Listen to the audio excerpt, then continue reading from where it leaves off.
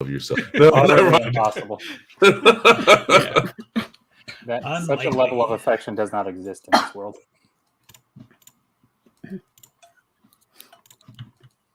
But I have you guys, so that's enough for now.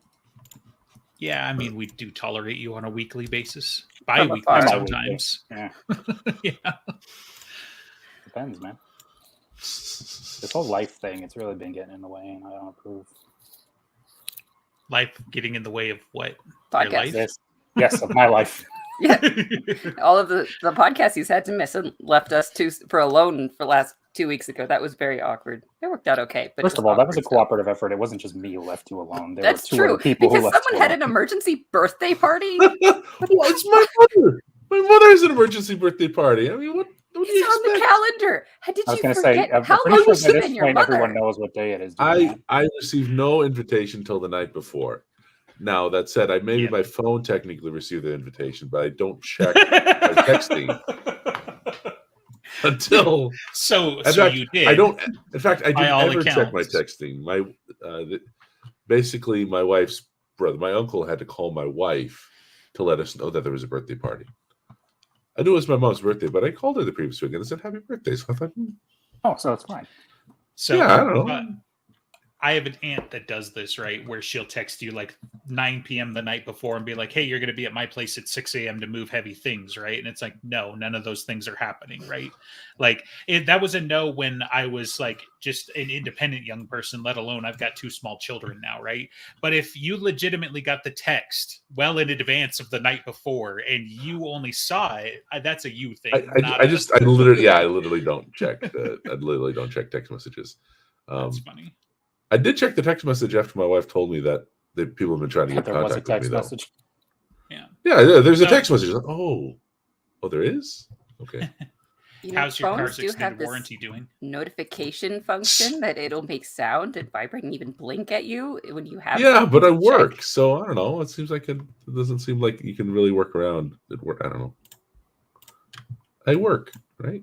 Is that a thing? Are you back in person now? Are you 70 yeah. or something? What generation are you from? Right? Dude, my grandmother answers all her text messages, so I don't want to hear that. Right. She's got nothing better to do all day, though, I'd guess. So, like, yeah. I guess. She'll be disappointed in her grandson. Someone needs to send him for Christmas the Cell Phones for Dummies book or something. Are those still around?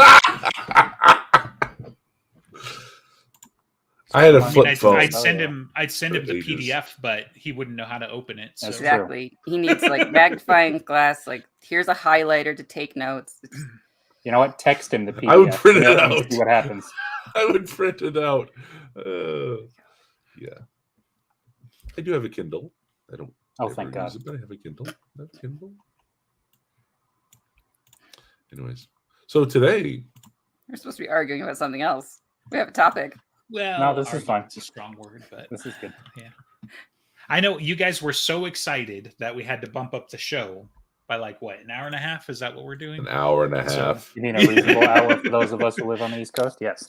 Right. So you guys were so excited to talk about superhero morality because we've been talking about it for months now, and we actually had a topic that wasn't just like triple question marks, quadruple question marks, on and Do those on. not count as topics? So anyway, so the director doesn't understand, I don't think, right? Or like, I'm not trying to like patronize you or anything, but like this isn't a topic in your wheelhouse, right? Like you're not. Well, see, if we can Fired relate up things about back this. to Dresden, I'm okay. It was on the bullet points, was it Yeah. not? So Right. There were bullet points. 7 things that you might want to research just to give you some context, right? So like to Well, the get away broad- from the Go ahead. Yeah, I was going to say the broad strokes of the topic are fairly easy. It's even in real life. It's you have power and influence and responsibility. What is your obligation to do with it? Right. And then obviously you're just scaling up now to people who can fly and teleport and punch aliens into space. Move buildings, planets, etc. But yes, yeah, right. Well, so that's one of the most interesting things about this topic, I think, is and why people like superhero things, because it shows that individuals can have moral agency. You're not just caught up in forces of history, right? Mhm. I think the ultimate in a way, the lesson of superhero morality is that one old guy who wouldn't kneel to Loki in the first Avengers movie, right? That Sure. the individual having moral agency, which is actually surprisingly controversial, right? A lot of people believe in these grand movements of history without a significant role played by the individual. So, Oh yeah, this is going to get way more political than I anticipated. So I was thinking because philosophy. no, yeah, well, You're thinking philosophy pretty is well. very quickly political there as well, because Fair enough. some of the philosophy that informs this, like to me, and maybe I'm wrong, maybe you've got a better background in this, but when you say that people think that history is driven by movements rather than individuals, that sounds like a fascist idea to me, right? That sounds like the state knows best. That sounds like, there is no movement Oh, without for these sure. large groups. Whereas, the kind of individualism that you'd get, that strikes me as a more liberal idea, right? Because think about, but on both sides, right? You got your your revolutionaries, right? They're the leaders, the Marco Inaros, like to drive some fictional references in here so we don't get too close to the mark, right? Yes, let's keep all Like, references to fiction because that'll be safer. yeah, well, I will do my best, but reality is there too, right? So I just thought that was kind of interesting that like I haven't talked to somebody who directly thinks that history is done through just these giant movements that I'm aware of, right? But just Well, that I idea think in the moment struck me. I guess what I'm So, saying is, in terms of if you look back at history, instead of that what historians will argue about is whether you should Mhm. believe in a great man theory of history or Mhm. whether you should believe in kind of a more. Think about the Babylon 5 finale. Do you remember that? No. I mean, not Oh. with just that kind of primer. Like, Well, just because there's that debate at the end, or are the main Mhm. characters, were the main characters caught up in forces beyond their understanding, comprehension, or did they Right. choose individual action? And I don't think, and I think that's a good example because J. Michael Straczynski is by no means fascist or uh, any of the other scary words. He's a pretty far left liberal, but liberal in the old sense of the term, where it's free country, Democrats and Republicans both. So I think that yeah. So is it good to have this theory of human agency? Which should you have a theory of human agency in which individuals can make meaningful moral decisions which Right. affect others? Well, And the and superheroes just taking that up to it's a difference of degree rather than kind.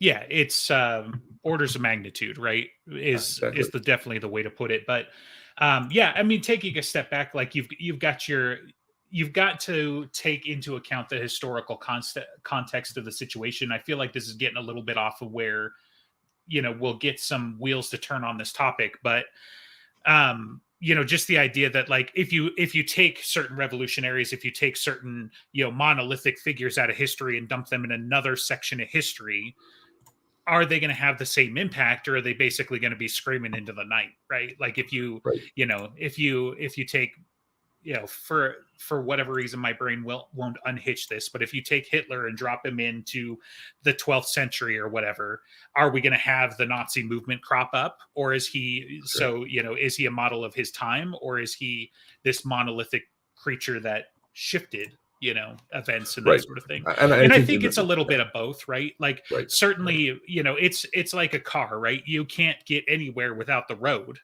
right? So if you take your car and dump it in space, it is no longer a conveyance. It is now just a car. It's Well, not. it's just another offshoot of nature versus nurture. It's like how Mhm. much of you are you and would be in every single circumstance versus what do the times around you facilitate. Right. And I think that's exactly the way to think about it. I think most people would say there's some kind of balance. Superheroes are interesting because they lean towards focusing on the individual, while also sometimes it's the individual is powerless, and that's more of the deconstructionist kind of comics. These deconstructionist superheroes, the superheroes are basically impotent in a world which kind of crushes them and molds them and shapes them, or that they become defined by the difficulty of fighting the world. It becomes a man versus world narrative. But I think superheroes in the general tradition, the kind of the Superman level of tradition, and even Batman, it's the individual, and usually an aristocrat, honestly, usually a wealthy guy. The Iron Mans or the Batmans. Or if not, then it's just somebody who's physically stronger as a, Right. as a superpower. I mean, there's certainly. I mean, you could go Nietzsche on it, and they are the Superman, right? You know, they're the Right. idealistic, you know, able-bodied, etc. But they don't. I don't think a lot of them are rich. Like there are, you know, the occasions. Don't get me wrong, like Batman, Arrow, you know, Tony Stark, things like that. Like they're certainly representative there, and like it all comes down to, right, like if you dig into it, like what the origins of the heroes are, right? It's Right. like, okay, got bitten by a spider, I've got radiation, I've got magic, money is my superpower, right? Like because it's the comic book universe, like the laws of physics don't matter. The Iron Man suit does not have an inertial dampener, so if he can strap a rocket booster to his butt cheeks and launch himself at Mach 3, then that's totally fine because we don't have to worry about physics so much, you know. Right. But yeah, like, go ahead. Yeah. No, it's fine. Yeah. So, I but I mean, I think it is interesting to see, and especially like because one of the primary examples and kind of the genesis of the topic in a lot of ways is the whole Marvel Civil War, especially the movie version. Going to try and focus on that. I haven't read the comics, even though I'm familiar with some of the bits and that sort of thing.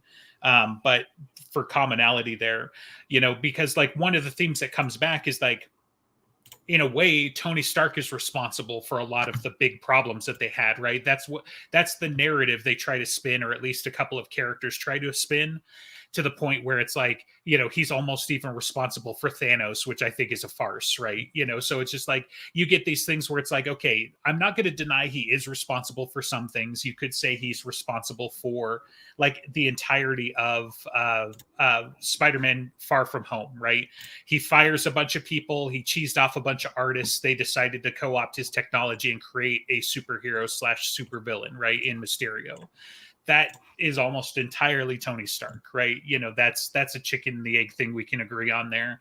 But there are other things where it's like he's fighting forces like extrasolar forces that are older than, you know, several nations, that let alone any of the Avengers that are trying to fight it.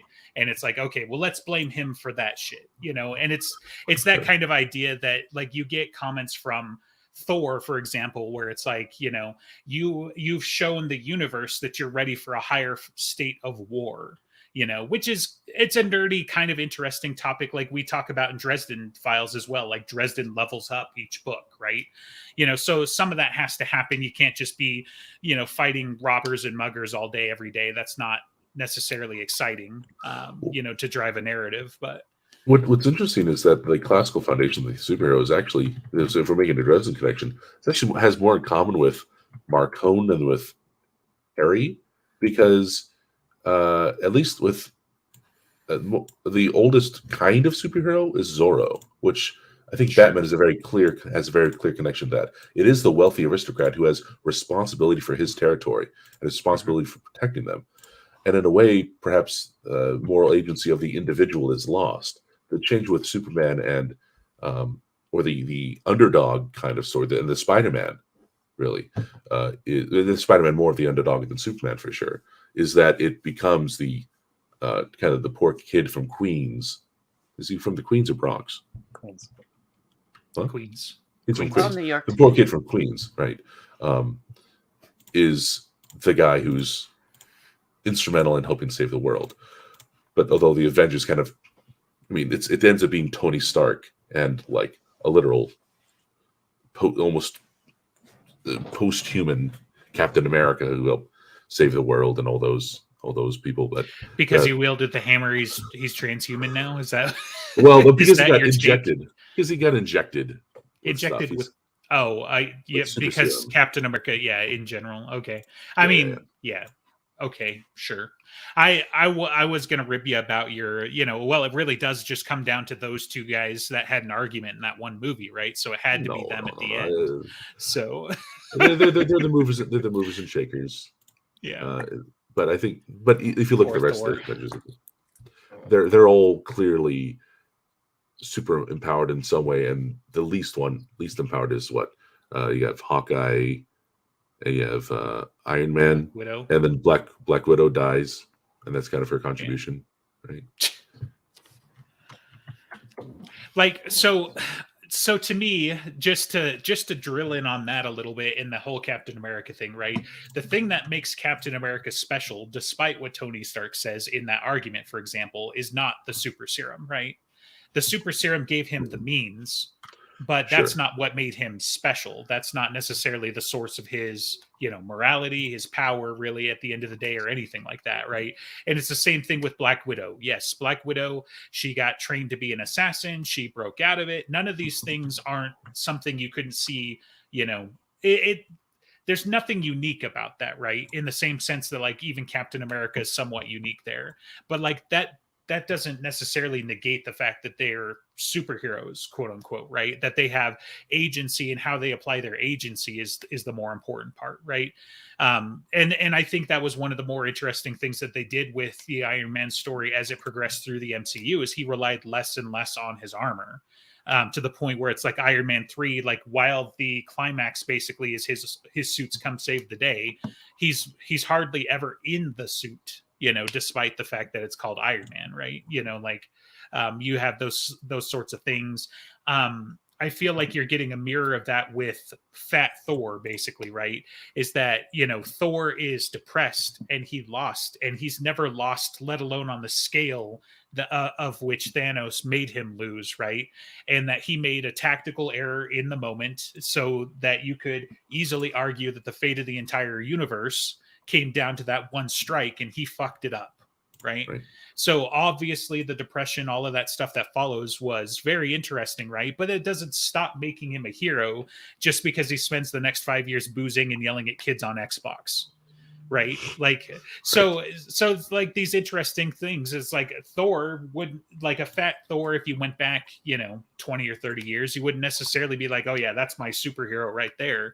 But it's almost more important, right? It's almost more important to see that, and especially the whole I'm still worthy moment that he has with his mom when he travels back in time, that she still loves him, Mjolnir still comes when it's called, all of those things are still there, whether he's fat or whether he can bench press a car or whether anything of those, like any of those other physiological changes, right? And so that's why I'm saying, like, the more important thing for Captain America was the fact that he jumped on a grenade in front of his squad, not the fact that he got juiced up by the doctor. So it's almost like the superhero is about the dignity and even chivalry of the individual in it, at least the dignity inherent to the individual, whether or not the person is boozy, and then that's reflected in moral dignity. In the best examples, like a Captain America jumping on the grenade. Yeah, could be. So like while all of that's there, I mean, the foil of this, and to get it in a non-MCU direction, right? Even though some of this is going to harken back, because it was impossible when I was going through like the examples that I could think of, and like what brought it up is so Spider-Man's quote is definitive, right? Everybody knows it. Everybody's heard it. You've been waiting 3 movies for him to say it. He finally says it, but they all say it, spoilers. But the whole great power, with great power comes great responsibility. But I also thought it was because of Dresden. Well, jeez. Yeah. So you didn't even watch like the Tobey Maguire Spider-Man I movies? did. I just don't remember that. I only know it's the Spider-Man thing because Dresden says it is. Oh my goodness. Okay. So, but I think it was also important to capture, like when Tom Holland's Spider-Man is talking to Tony Stark, and he's like, I had to be a hero because I've got the power to stop these things, and if I don't stop them, they happen because of me. And to me, that encapsulates that superhero morality, right? Because where I was trying to get to is like the whole Superman versus Zod thing, right?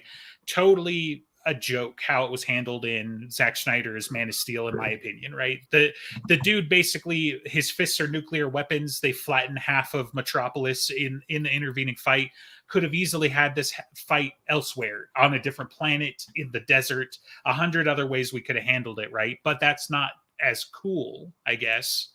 But it just kind of comes to be the thing, right? Like, imagine you're a superhero. Imagine you got these powers and you're literally on a school bus somewhere going on a field trip, or you're at home tending to your farm or whatever, and Space Invader comes down and he just starts flattening buildings. Like, you're not supposed to show up and stop that by any means necessary. Like, I think that, to me, like, that's obviously a very black and white, hard line to draw. But it's like, sure, maybe you don't intervene for the guy who's mugging the street. You can make arguments that there's excessive force, right? So, like, Spider-Man turning somebody into a basketball because he robbed grandma of her purse, probably overblown, right? But when you're talking about like these superheroic threats and that sort of thing, especially extrasolar ones, things that come down from space and you're just minding your own business, like, to me, that's a no-brainer to get involved, so. Well, you could probably branch it out even further. I mean, even more interesting than that would be someone like Superman, who essentially doesn't need to eat or sleep. He can breathe in space. That he could basically be on 25/8. Mhm.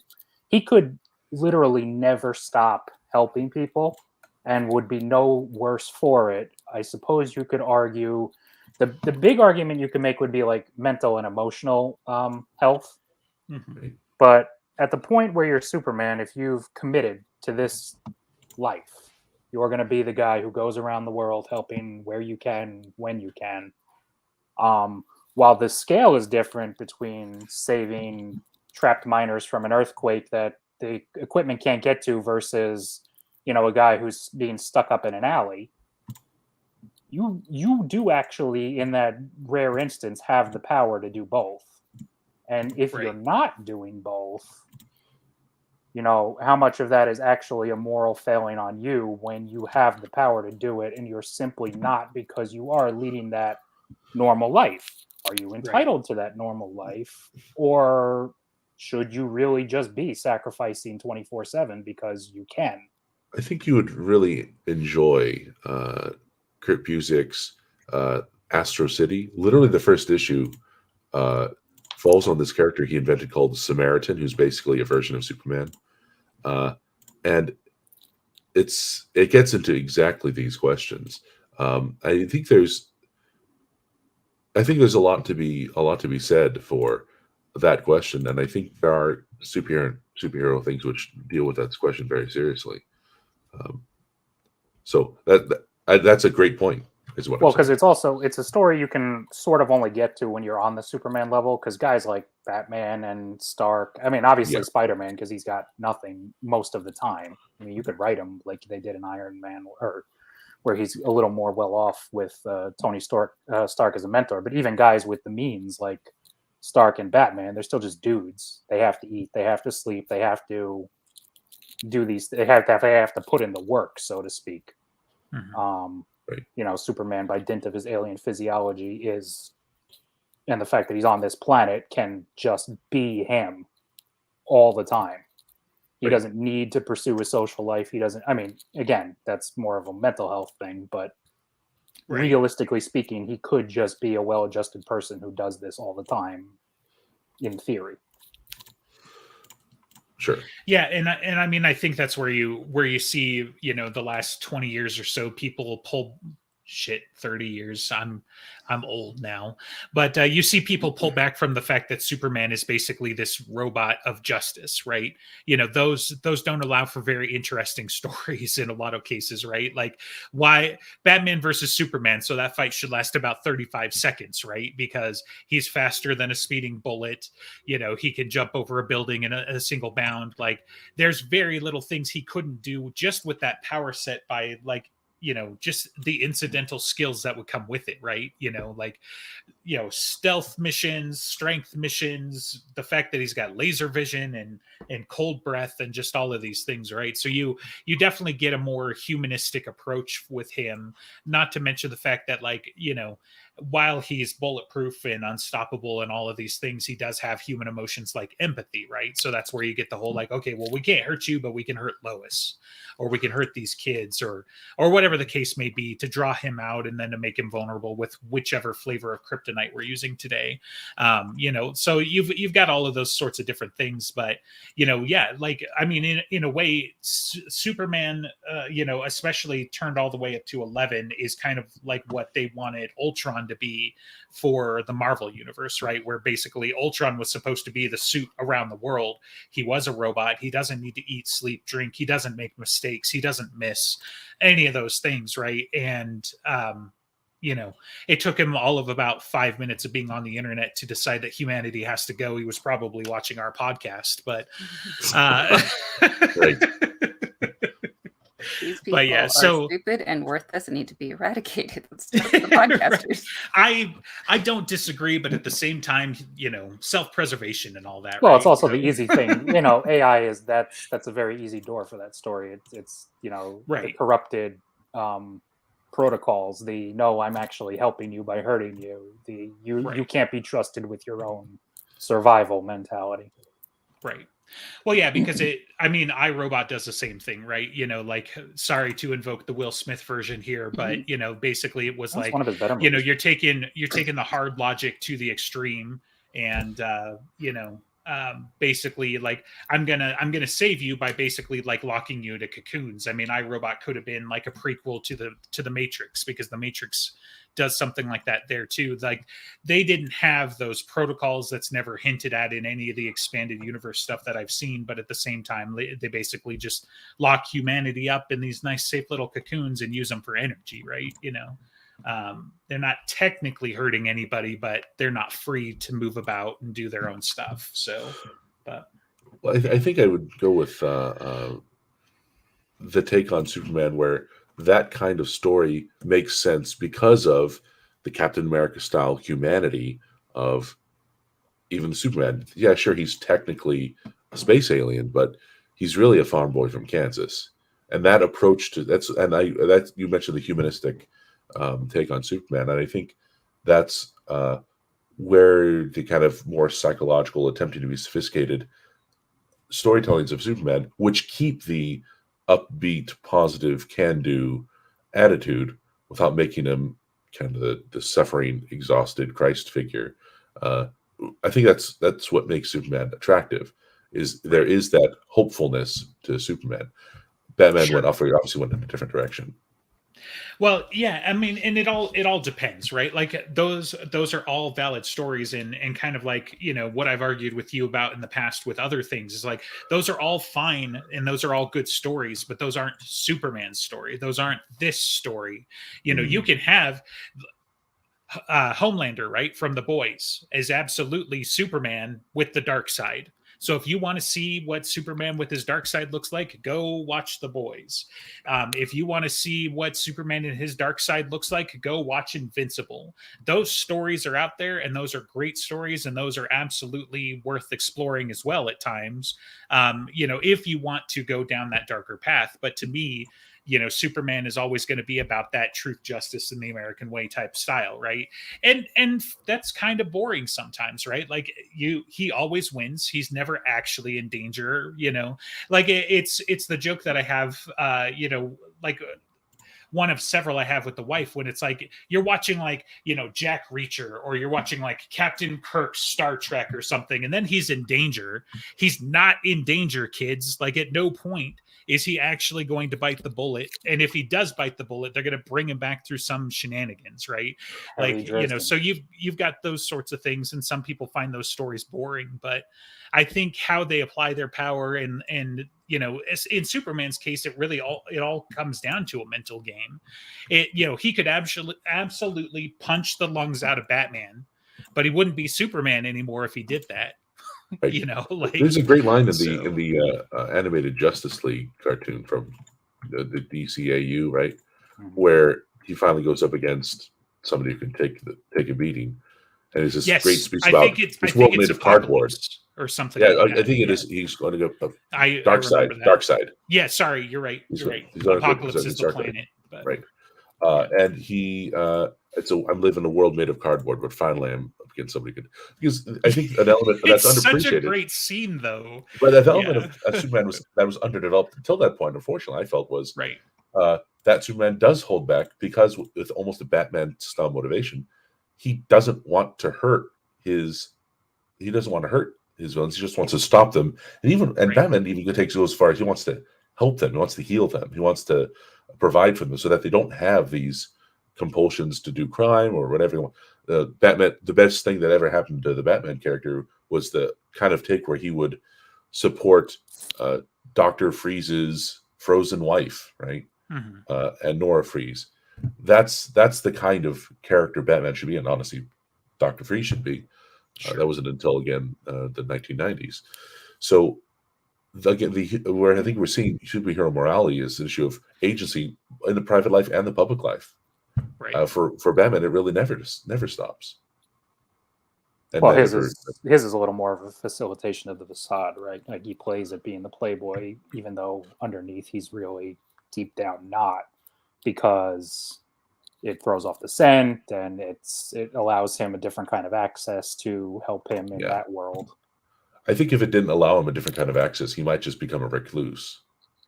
Well, I mean, yeah, probably, because I doubt you don't want to put up the effort. After a while. Anyway. But I mean, it helps to be if you're viewed as this like foppish playboy idiot and people underestimate you, then. Oh, it's great, yeah. I mean, and that's like you mentioned earlier, that's tying directly to Zorro's roots, right? Zorro, was absolutely the nobleman that had to put up appearances, and he had his family and took care of his people and everything like that. And then, by night he was, taking it to the man, so to speak, even though he was sort of part of that culture too. He was just trying to stand up for the have the other side where it's Stark, who is exactly who he is, no matter what, because he can, because right. That's who he is, and he can also punch harder than you, so you're not going to stop him from doing that. Yeah. Well, so I mean, I guess the flip side of this, right, and kind of the crux of what I'm trying to drive at in a little bit as well is kind of the question that gets presented in Marvel Civil War and with the Sokovia Accords as well, right? Which is, you're more destructive than a nuclear weapon. Congratulations, Superman. Your fists might as well be nuclear weapons in some regards, right? So does the government have any right to try and come and regulate you, even if they can't, right? Like, it's not like they have some secret enforcer. Like in so many storylines, they do, right? They do develop some capabilities of enforcement and that sort of thing. But like with the Sokovia Accords, mostly, right? They just come by and say, you're going to agree to abide by these rules, and you're going to sign it like an accorded nation yourself, right? So do they have any right to do that sort of thing? But at the same time, do they have any choice but to do that, right? When they're trying to, take care of their people. And so like you're slightly less powerful. You're just Captain America. You're basically, you could probably rally an army to yourself just by showing up someplace, right? But not necessarily going to punch holes in buildings in any appreciable way. But you kind of have that choice between, does the government get to choose versus not? And with Captain America's thing too, like it was also shadowed by the story in Winter Soldier, to just keep the MCU continuity there. Like he saw what the government was doing behind people's backs with their power, and they basically made 3 murder carriers that were just going to like off thousands of people a minute.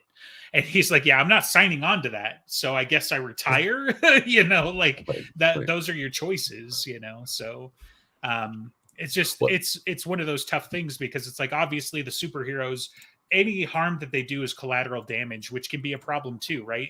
We bring that up in Incredibles in a big way. Saving people isn't always clean. People get broken bones, buildings fall down, that sort of thing anyway. But the alternative was death. So generally I find that a win. Even getting some of those minor injuries in the meantime, it's like, Zod comes to town, he decides to flatten Los Angeles, but we stopped him and only flattened half of Los Angeles. Is that a win? And like, those are the kinds of questions, like, should they have just stayed home or what? Well, I think it is a fairly potent argument, at least in Civil War, is because it's not just injury. I mean, those people are dead. They're dead in when Scarlet Witch does her thing. They're dead. They would have died if she didn't. So, and that's part of the problem I had. The people on the ground, Scarlet Witch, Captain America, and all the people in that crowd would have died anyway. Oh, right, yeah, but yeah. Okay, so it's just one of the those, genesis of that argument is none of those people would have died if they weren't there, though, right? Well, you can try that, but I don't think that's where the Sokovia Accords came in, right? No, but they're an offshoot of that same general argument. Is okay, and even Ross acknowledges this in that part of the conversation where it's like, we owe you a debt we can't pay, but at the same time, this is what your actions have also led to, and there has been no accountability or responsibility taken from that. And initially, see, because even at the end of Avengers, they have that when they're showing the TVs and people are commenting on things, and they have that one governor or senator who's like, well, this was their fight. Where are they now? They're laying the seeds for this. The Hydra guy, but yes. But it's an argument people would make either way. I mean, the fact that it's being facilitated by the guy who wants to facilitate it. Actually, I don't think that was the Hydra guy. It was just some dude. That wasn't the corrupt one in Iron Man 2 and, Okay. All right. whatever. But regardless, maybe he was. It doesn't. The argument's the same, because even that couple they show where it's like, I feel like there's a lot they're not telling us. I don't feel safe with them out there.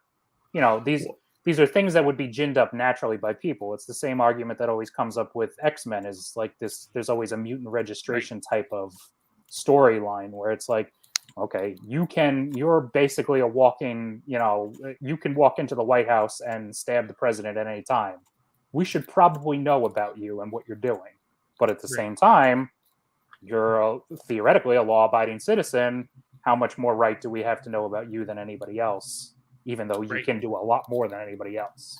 I think one of the things that we're not appreciating as much so far, and this is definitely true of X-Men, and it's especially true of Superman, who I will continue to defend, not just because I'm a contrarian, is that these superhero stories are consumable, right? They react to events of the real life in the real world, right? So you have, of course, the post 9/11 anxiety, and that being a vector for the issues of should we have a security state? Should we have the credit system that China has? And you have Captain America 2: Winter Soldier, that evil villain plot. Superman, I would argue, the reason Superman was compelling is not just empowerment, but empowerment in an era of literal Great Depression. And of course, he was huge when he was punching Nazis, right? Same with Captain America. And actually, Superman was for a while not as popular as basically other version of Superman. Captain Marvel was bigger than Superman, or he's getting bigger because he was so much better at the empowerment angle. And I think there was a lawsuit. DC won, and there's a whole thorny history here. But Superman was huge in World War II, and you basically had the truth, justice, the American way. Well, that is almost a propaganda tool and an encouragement kind of tool. So the reason Superman in those early stories would be compelling is because of that. And I think the compellingness of these superheroes depends a lot on the audience and what the audience is going through. So that truth, justice, the American way doesn't seem attractive, perhaps says something about either what we value or what we take for granted. Maybe we value it so much that we can take it for granted it seems boring. Oh, that old thing. Or that it seems so alien it's not accessible. Tell me you're doing it on purpose, right? Because on purpose. Coulson and Captain America literally have this conversation. Like, it only lasts for like 2 minutes, but Captain America has been frozen in the ice. He comes back and he's your grandpa, and he looks at Times Square and he looks at the whole world has moved on and forgotten the values of World War II and all of this. Which, by the way, was why Captain America became a thing again in the 60s. He was forgotten for a decade, literally in the real world, and then brought back to life by Stan Lee. Nice. Yeah. But the thing I was getting to was like, they show him his uniform and he's like, well, this is my old uniform. Isn't that a little old fashioned? And Coulson's like, maybe we need a little old fashioned right now. Those types of things. So it's just interesting because a lot of what you were saying was paralleling that conversation. Well, I'm glad, because I think this goes to show that people who write superhero comics and write the good ones, the ones that are compelling, are not ignorant of this. I think Kurt Busiek does the best of it. I think he does way better than a Mark Millar and like the boys stuff. I think that's just crass. But that would be the good side of for lack of a better term, a nostalgia baiting, because it's not doing it just to do it. It's doing it to ask a question. It's doing it to say, well, what of this what relics of the past that we've left behind might we still be able to conjure in order to push ourselves forward, or what's still useful, or what should we leave in the past, and as opposed to just, oh, look at that thing you remember from when you were a kid. Yeah, exactly. Nostalgia. Yeah. Oh, nostalgia baiting. Oh man. Millennium Falcon. Right now because Millennium Falcon. We all grew up. now we got money to spend. So, but I mean, some of the nostalgia baiting, to use the word in a way though, is like a lot of these guys grew up to continue the stories they felt they didn't get finished, right? I mean, we've been waiting 30 years for the Star Wars sequels, and this is what we got, unfortunately. But and it wasn't him that finished it, so yeah, right. But I mean, that's kind of the point too, right? Sometimes it is nostalgia baiting, sometimes it is like trying to tell the story. Like, I'm curious what The Boys is actually trying to tell in a way, because to me it's the dark side of superheroes, right? Like, you can go invisible and you're not a pervert. Like, that's not like in the top 5 dudes who can go invisible is just like this gross pervert, because that's what's his face, from The Boys was, right? If you want to be thoughtful, you do Ring of Gyges. You do the Invisible Man, literally from the 30s, the Invisible Man, right? Sure. Yeah. So there have been that kind of things. Ring of Gyges is from Plato, right?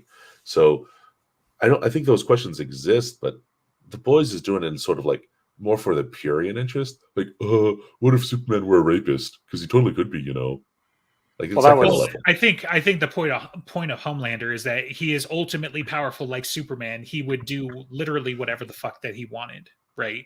And no one can tell you no, and that's horrifying. Yeah, right? How terrifying is it that your fate is in the hands of someone else who could be psychotic? Right. And take it a step further in, like, we could see this every day in our culture. Your public face is like Bruce Wayne. You're a billionaire playboy and you can do no wrong. Like, I mean, let's look at Harvey Weinstein, for crying out loud, right? Like, he's got all this money, he's got all this influence. Nobody can even say a bad word against you. And then behind closed doors, what are all the terrible, horrible things that you're getting away with because of it?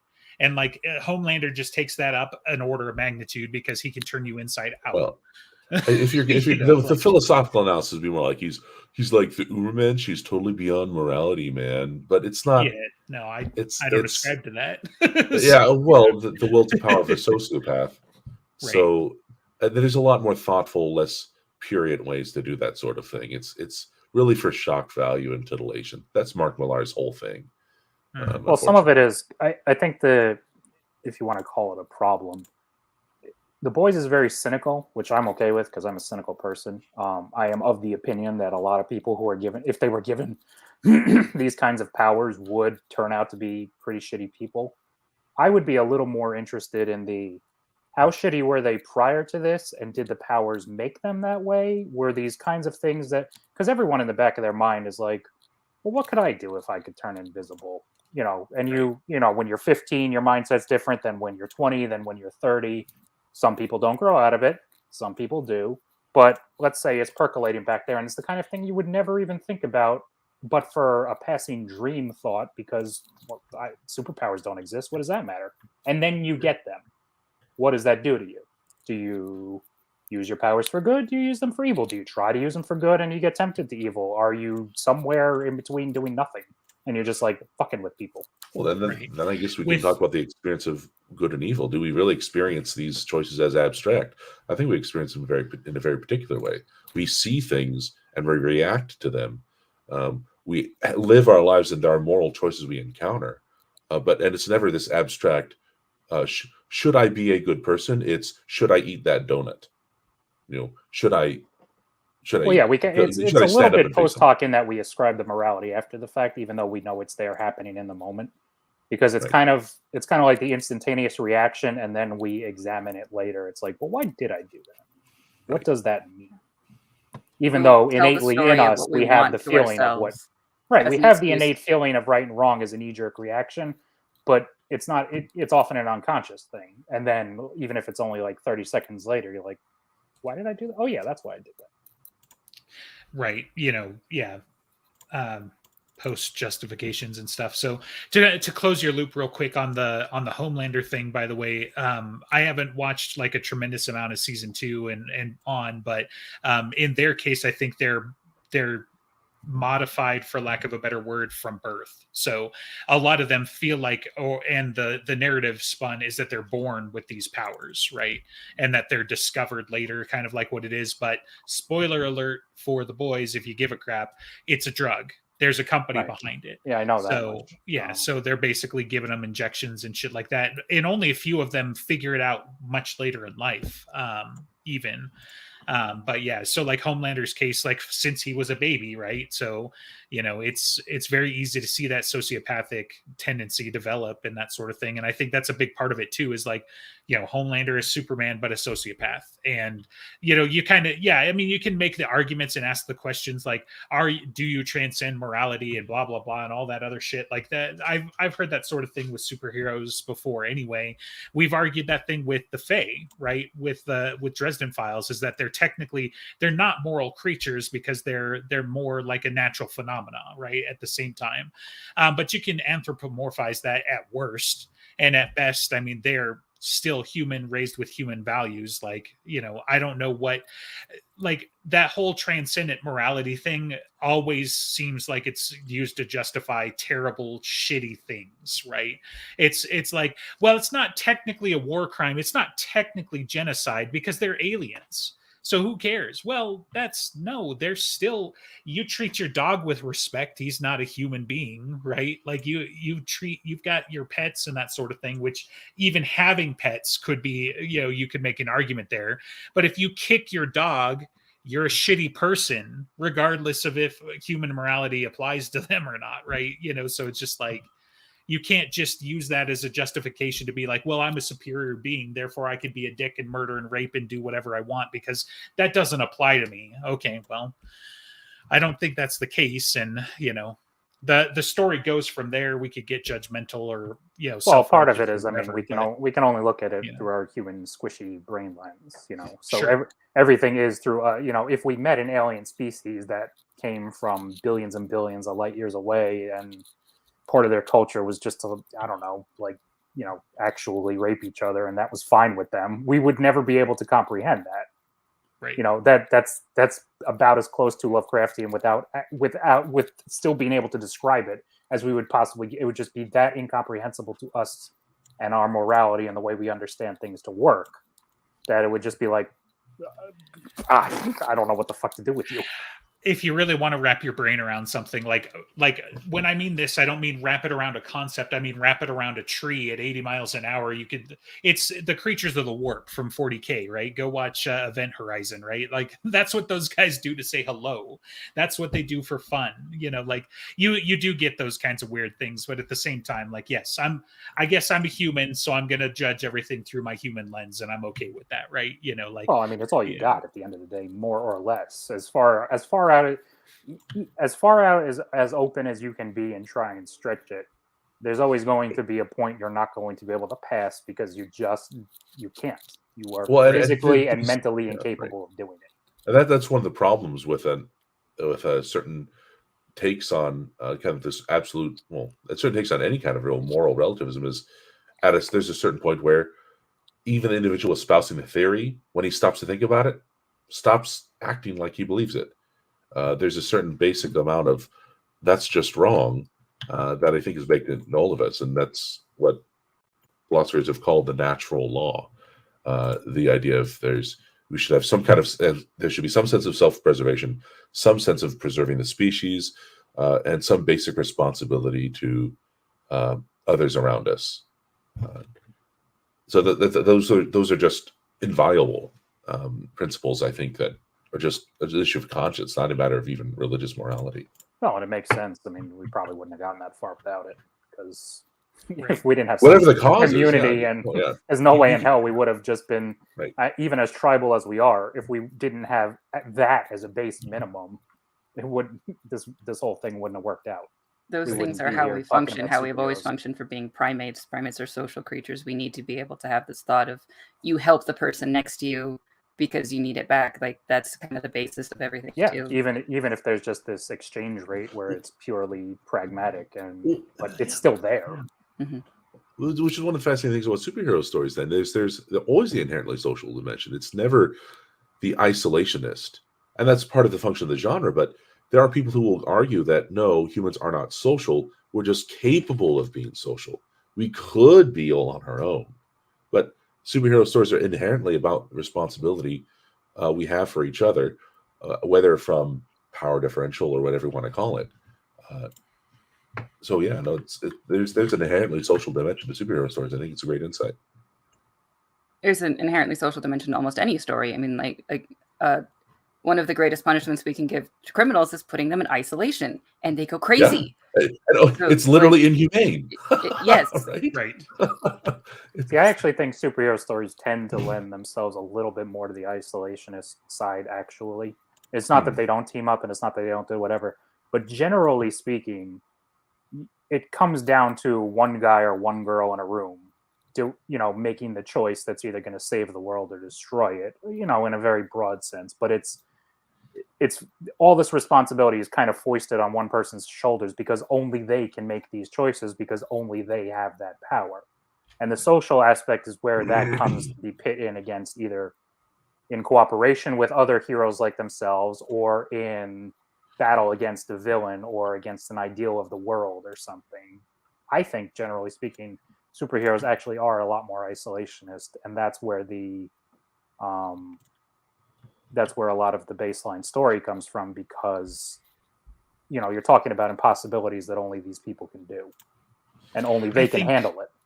Yeah, you're saying isolationist, but to me it strikes the term is like individualism, right? Versus collectivism, right? So because, at the end of the day, like kind of like what Ben said, they're not isolationist in the sense that they're cutting themselves off from humanity. There's one notable example I can think of. It was Dr. Manhattan. He decided he was going to go somewhere else and be a god. Right? And that was explicitly questioning the idea of what would happen to Superman. It's the opposite take of a Homelander, right? Instead of delighting in perversion and like literal moral perversion, not just simply sexual, he is so detached and unhuman. He has no connection anymore. That's the whole story. And if you read the comic, maybe this bet was stronger in the comics. His love interest, who stays with him, she's a national security risk, and she's kept and financed by the government just to keep Dr. Manhattan on the side because she's the only human connection he has left in the world. And when she breaks up with him, he leaves, and that creates balance of power issues and stuff. And that becomes the plot of both the movie and the graphic novel. So human connection is so vitally important. Right. Yeah. So, I was just going to say that because it's like, they certainly tend to sequester themselves. But to me, like an isolationist is like, what's the Into the Wild or whatever, right? Where it's just like, literally, I'm going to go that direction in Alaska until I die from it. Took about 2 weeks, right? But anyway, like you don't see it. None of the superheroes really do that in a lot of cases. Like Thor can literally fly through space and he doesn't just like fuck off to nowhere. Everybody blames Captain Marvel for doing that, but she's just busy on a different planet that you don't know about, right? Whereas like Dr. Manhattan was the notable. Do what? She went back to her home. Poochie went back to his home planet. Yeah. So that's Simpsons. Okay, never mind. Yeah. Right. Okay. Yeah. So sorry, my migraine only lets me go back a couple of decades for references right now. So just kidding. Yeah, but so it's anyway a quibble, but it's interesting there, right? And then they do team up, right? But it's about individual empowerment at the end of the day for a lot of those superheroes, and maybe that's the appeal, right? Like we're all working our desk jobs, we're slaves to forces outside of our control, or to things that were in our control that we just aren't in control of today. Like myself as an example, we were joking because I've made 2 different commitments that have caused us to have this, show an hour and a half earlier. I'm happy to be here. I'm happy to have made that pact, but I'd also be happy to sleep in my bed right now, like that sort of thing. Right. And so, but Superman doesn't do that. He doesn't wake up and be like, well, shit, I said I'd take, the kids to the zoo today. Or shit, like I've got to pay taxes. I've got to work so I can pay rent. None of those problems are superhero problems, regardless of how rich or poor they are at the end of the day. I mean, there are some that get into that, right? You've got Superman literally is like, his broken down apartment building is apparently one of his tropes, right? That you're never going to get away from. But partially because he's never there. I was going to say, yeah, that's more like Spider-Man. Sorry, I said Superman. I meant Spider-Man. Yes. Oh, okay, So fair enough. Yeah, But God yeah. forbid you don't hit the three angles. He's got to be poor. He's got to watch Uncle Ben get capped, and he's got to have the great power, great responsibility line. Otherwise, he's he's got not to say the Spider-Man. words. Otherwise, Yeah. he's not Spider-Man. Say the line. We made it. We made it 3 movies before we finally got that trifecta, though. We will so, never stop doing that, apparently. Yep. Yeah. Yeah. So, but I think that's some of the freeness of it, and then you get to the point where it's like, okay, what's Captain America's duty to actually America? Like, like what's his duty to the world? What's his duty to, Well, yeah, the I mean, because it's like, and that okay, sort so of thing. he is who he is inherently, but he also is facilitated to be who he can be because of, let's face it, it was an American experiment run by German scientists. So, and could go wrong? yeah, but it's the same as that, that story of Superman landed in Soviet Russia. It's like Right. where you are from is determining where your loyalties lie at the start, at least. And then it's a matter of how egalitarian and how much do you go out beyond that to be just more like a humanist. Right. That's the same with they have that conversation in Dresden where it's like, well, all my shit's here. So if the White Council declares war on America, I'm probably not going to be too happy about that. Right. I mean, one of my classic things, classic favorite lines is like, blow up the earth. You can't blow up the earth. That's where I keep all my stuff, so, but. Well, I mean, yeah. they do that good in Guardians where it's like, what has the galaxy ever done for you? Because I'm one of the idiots who lives in it. Yeah, right. It's not wholly a humanitarian thing. It's like, wait a minute, there's self-preservation at stake here. I would like not to die. Right. I never realized that superheroes. Maybe I'm geeking out about natural law stuff. Oh yeah, there really is that strong connection. Yeah. Well, I mean, and that's the thing. Like, people like to rib on superheroes or Star Wars or whatever, but they're all rooted in deep philosophical things. Like, you got the hero of 1,000 voices heavily plays into Star Wars. Like you just have like all of those underlying things are still there, right? They're not just dorks writing about dudes with lightsabers, right? Like, it really does come down to, light versus dark, good versus evil, etc. But like, in fundamental ways at times, right? It's not every story, but certainly over the course of decades, you get some of that worked in there. So it's just kind of interesting. And, in a lot of cases, the superheroes go back to, I mean, it's the same kind of morality that you enjoy when you're a child. It's us versus them. It's good versus bad. It's the white knights and the dark knights or whatever, right? You get that very simplistic, well, they're the bad guys. Why? I don't know. 'Cause they're jerks and we're going to stop them, certainly as you get older, you need, more interesting stories, either because you're bored of that because it was always boring, or because you just kind of see the 2-dimensional story there. So you get your Batmans, you get your Peter Quills, you get your people that are like, well, I'm a good guy, but only sometimes, or only kinda, or I'm a good guy, but I do bad things to get good results, right? That's where you get that moral complexity there. Like, can I still be a good guy if I tie this guy upside down and beat the shit out of him to get some information, I mean, that's the fact of growing up, right, is that you learn the pure black and white is a lot rarer than you think. Right. I think that's still kind of adolescent, though. Like, after you're a child, you're an adolescent, and I think what would be satisfying beyond that are the great epics. You have the tragic heroes bearing burdens and suffering the slings of fortune, of ill, however that goes. Suffering the slings and arrows of however that goes. Anyway, so I would pull out the Lord of the Rings card, or even like Beowulf or something like that. The Lord of the Rings is kind of pulling elements from of that epic Northern Europe kind of story.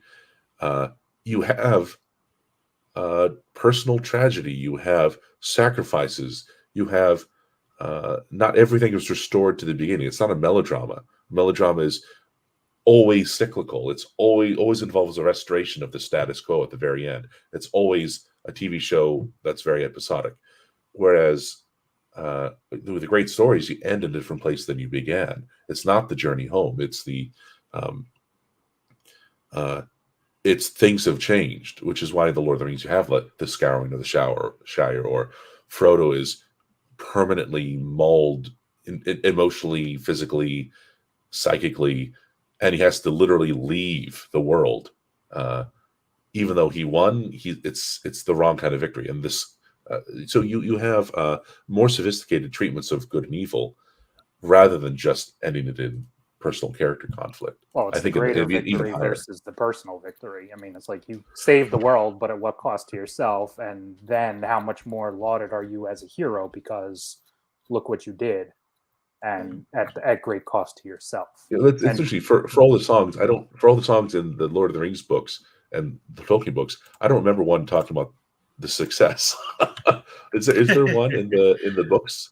Maybe I know there's that one in the movie, right? I honestly don't remember, but I also, a lot of that stuff was kind of in the a year in the aftermath. There was some stuff they point to about later on, but most of that was like appendice stuff. I don't think there was really a lot of time for, unless you count literally the writing of the book. It's supposed to be the Red Book of Westmarch in a translation. So these are the annals.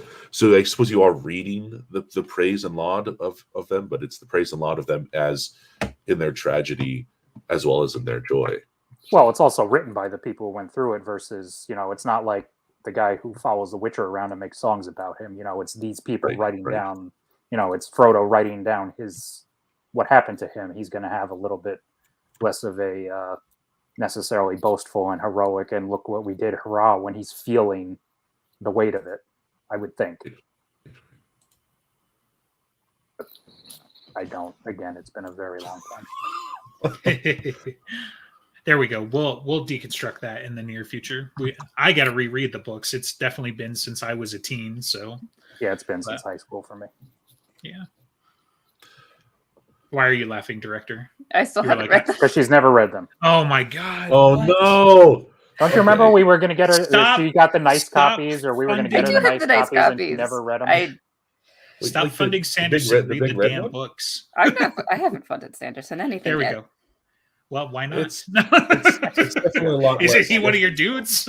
Yeah, I like his It's stuff. like I don't know if I'll do Kickstarter stuff It's because not then I enough to have get to him sign to up for go, though. Kickstarter. And it's just like there's like a couple of buttons I'd have to click, and I'm lazy enough. I know, that an email address and a password. I Oh know. my god!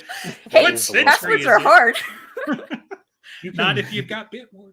can Sorry, I should definitely, stop doing plugs for people that aren't paying us. Well, Please yeah, pay give us. us money. Please pay us. Please let me get the microphone. Please pay us. Okay. Yeah. Join us. Do our Patreon. So join us on Discord. Ask us all the questions that you want, and we'll insult you in return. Yeah. Well, We got it. And this has today, been the. we're on a schedule. Obligations. Well, bye.